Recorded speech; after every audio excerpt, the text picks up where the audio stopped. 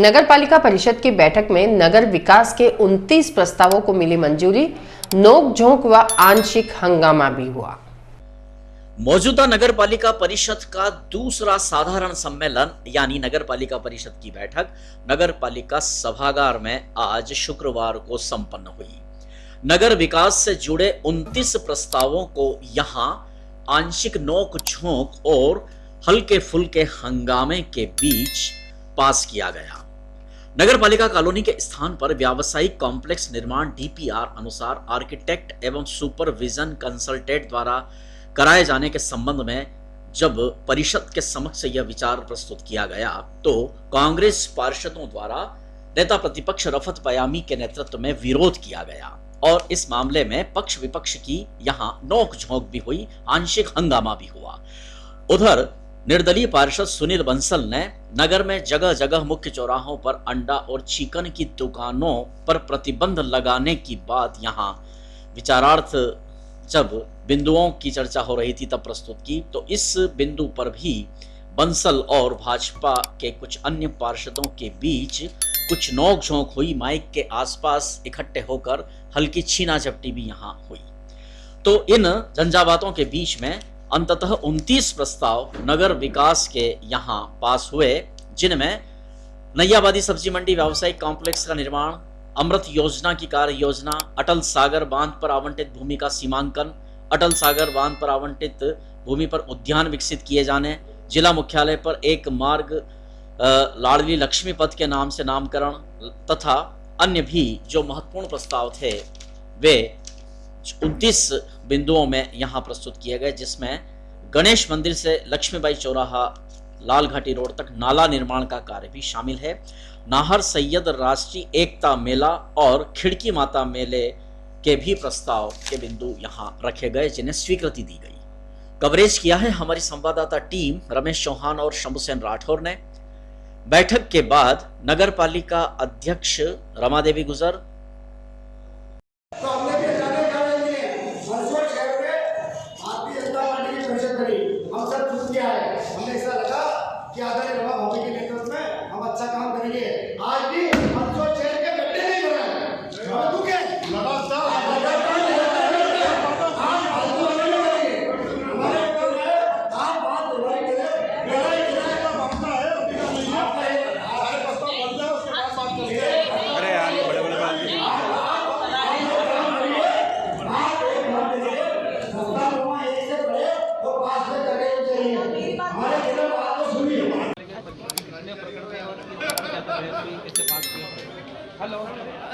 हमारे नगर पालिका परिषद की द्वितीय बैठक में 29 प्रकरण थे और सभी सर्वसम्मति से पारित किए गए। कहीं कोई किसी को कोई आपत्ति नहीं थी और सबके सुझाव लिए गए हैं। सबने बहुत अच्छे सुझाव दिए। हम सभी के सुझावों पे बहुत अच्छे से विचार करेंगे और उस कार्य को करने का पूरा प्रयत्न करेंगे।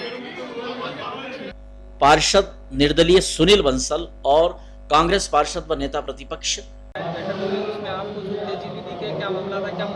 नहीं, उत्तेजित नहीं दिखा मैं, चूंकि जनता के मामले हैं तो उसके लिए प्रखर होकर बोलना वो मेरा दायित्व है, वो मैंने किया है। एक तो मंदसौर शहर अंडों का शहर बनता जा रहा है, मांस का शहर बनता जा रहा है, उस विषय को लेकर, दूसरा भ्रष्टाचार को लेकर, तीसरा बाघ अनुमति के विषय को लेकर और अनेक छोटे मोटे विषय को लेकर माननीय सदन में इस अपनी की बात को रखा है। उससे जिनके पास बहुमत है वो तिलमिला गए हैं और अपनी बात को मैंने अपनी अच्छी तरीके से रखा है और आने वाले समय में हम नगर का विकास अच्छी तरीके से कर सके, इस बात के लिए माननीय अध्यक्ष जी को हमने आश्वस्त किया है। धन्यवाद। रफत पयामी से चर्चा की गई। मंदसौर नगर पालिका परिषद का ये द्वितीय सम्मेलन था, जिसमें कि 29 प्रकरण को लिए गए थे।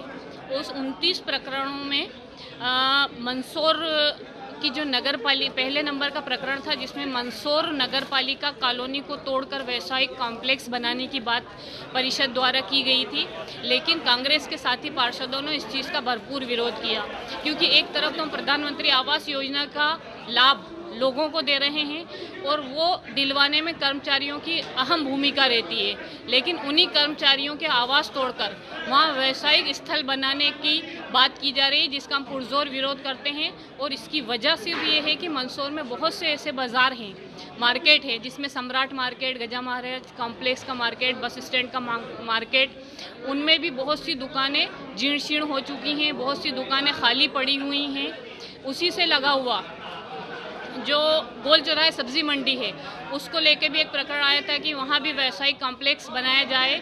इसलिए मेरा ये कहना है कि इतने बाज़ार बनाने के बजाय हम शहर की जो मूलभूत समस्याएं, उन समस्याओं को हल किया जाए।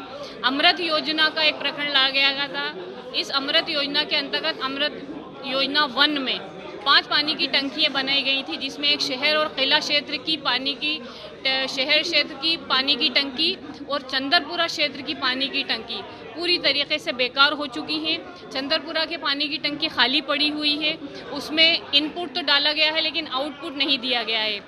4 करोड़ रुपए लागत शहर एरिया की जो पानी की टंकी थी वो पूरी तरीके से बेकार हो गई है, निरस्त हो गई है, क्योंकि वहाँ की ज़मीन दब रही है। इसलिए हमारा ये कहना है कि पहले जो कार्य किए हैं उन कार्यों को व्यवस्थित किया जाए, उसके बाद नए कार्य लाए जाएं, क्योंकि इन नए कार्यों का भार जनता पर, मंदसौर शहर वासियों पर पड़ेगा। इसलिए हमारा यही कहना था कि इस तरीके के कृत्य नहीं किए जाएं। दूसरा, नाहर शेख साहब रहमतुल्लाह का जो मेला आयोजित किया जाना है और खिड़की माता का जो मेला आयोजित किया जाना है, उस संबंध में हमारा ये कहना है कि जिस तरीके से सिंहस्थ जोन घोषित किए गए, उसी तरीके से पशुपतिनाथ महादेव के वहाँ का जोन घोषित किया जाए, नाहर शेख साहब के वहाँ जोन घोषित किया जाए, जिससे कि अतिक्रमण नहीं हो सके और इन मेलों को और ज़्यादा भव्यता प्रदान करने के लिए इनके बजट को बढ़ाया जाए।